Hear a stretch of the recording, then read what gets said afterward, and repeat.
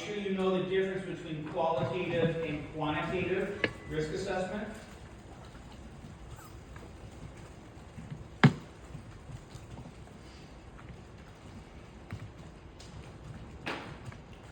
We talked a little bit about the things that go into, well, how do we assess the level of risk of vendors?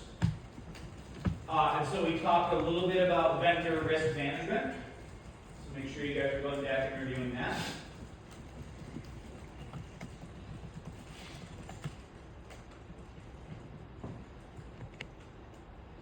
Make sure you know the difference between risk management and risk assessment.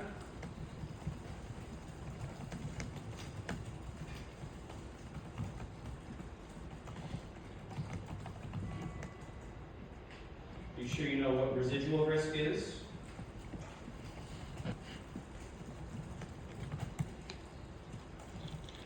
Now, at least for the undergraduate section of this class, which is all we have this semester, I never ask you guys to write formulas, but I am going to ask you to remember formulas. So make sure you know the formulas for cost-benefit analysis and return on investment, controlled return on investment.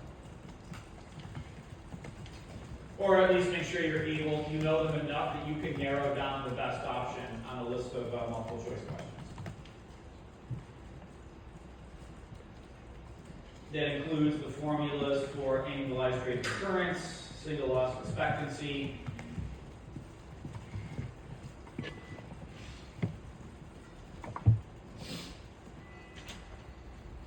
make sure you know the different risk treatment options, which we kind of saw in one of the practice questions here: mitigation, avoidance, transference, acceptance.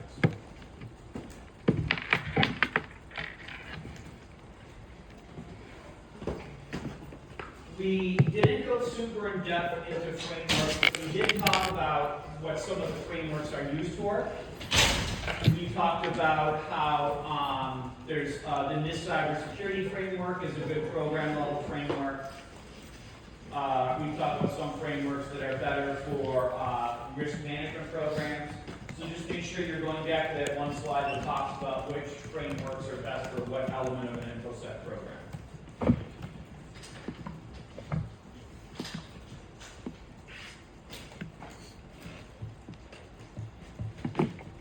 We talked a little bit about if we have a policy that needs to hold up in a court of law, some of the things we have to do from a policy management perspective.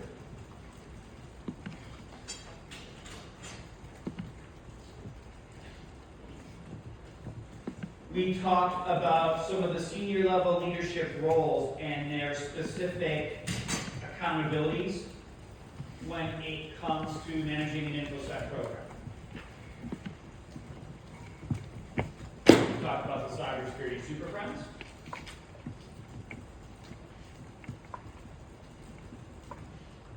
We talked about the importance of the relationship with an office I used to make fun of a lot, and frankly I still do, human resources. Human resources is an important partner.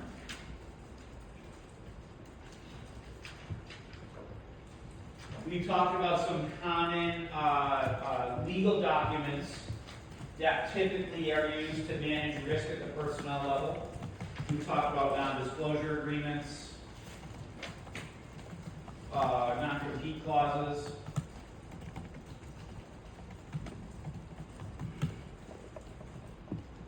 Hey, there's a question in here with Austin.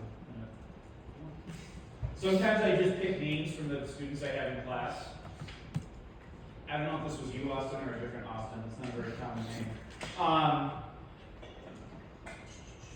So there's a question here on key performance indicators for an InfoSec program. Strategic level key performance indicators.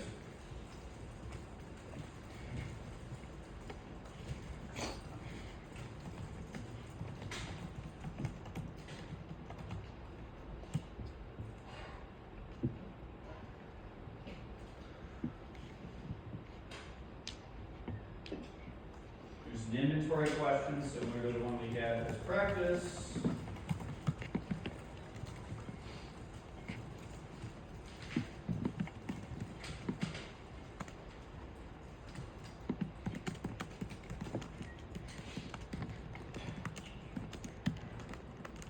There'll be a few more questions where I have a sample job description and I ask you to tell me what position that most likely represents.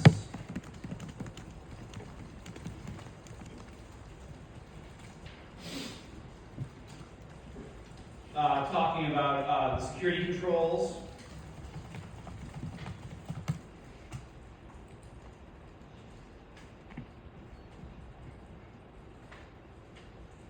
We talked about what intrusion detection systems look at, whether it be a host-based intrusion detection system or a network-based intrusion detection system.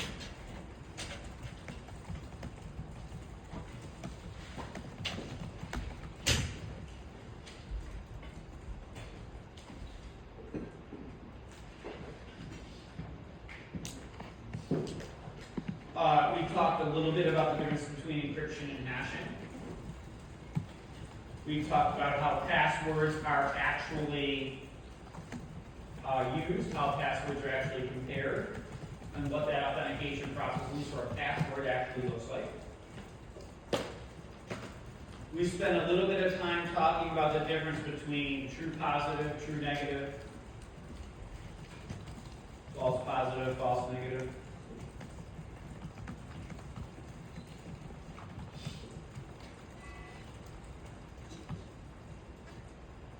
Make sure you know the difference between different controls, such as data loss prevention, content delivery networks, honeypots, which we just talked about, endpoint detection and response, extended detection and response.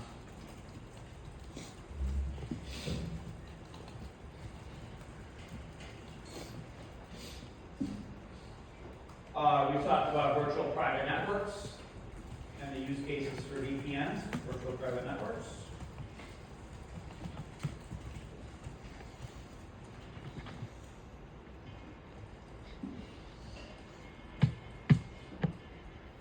Moving on to generative AI stuff. So we talked about threats to models and what those could look like.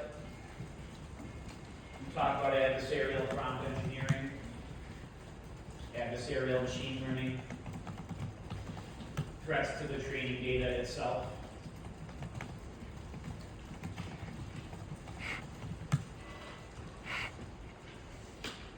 We spent a little bit of time last class talking about business risks, and that's actually where we pick things up today. But in terms of identifying what kind of functions, business process or otherwise, what is our use case for any of the breadth of AI technologies? Something we're going to get to in a little bit. Large language models are old news.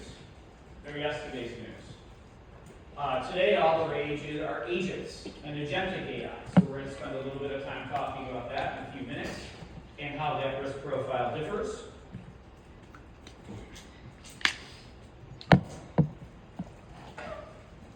Last class, we talked about some operational examples of how they can start to integrate AI technologies into cybersecurity operations.